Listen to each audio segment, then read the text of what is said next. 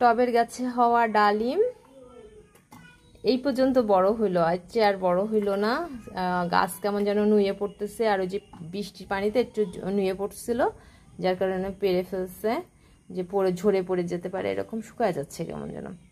আর গাছের আমরুপালি আম বুঝছেন, কিন্তু বড় করা যায় নাই, ওই এই অবস্থাতেই হচ্ছে সব পেরে পেরে নিয়ে চলে যায়, তাই সেজন্য হচ্ছে কয়টা পেরে নিয়ে চলে আসা হয়েছে, তা ঘরেই পেকে গেছে।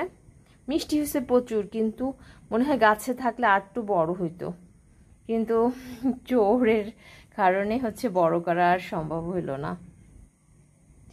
আচ্ছা, এই ডালিম যারা হচ্ছে বীজ থেকে ডালিম গাছ হয় যাদের কাছে, তাদের ডালিমগুলো কি এর চেয়েও বড় হয় কিনা একটু জানায়েন তো। আমি আসলে মনে করতেছি যে বীজ থেকে হওয়া বলে গাছের ফল কি বড় হয় নাই, নাকি নাহলে তো জৈব সার প্রচুর পরিমাণে দেওয়া পড়ছে, পানিও দেওয়া পড়ছে, তারপরেও বড় হলো না।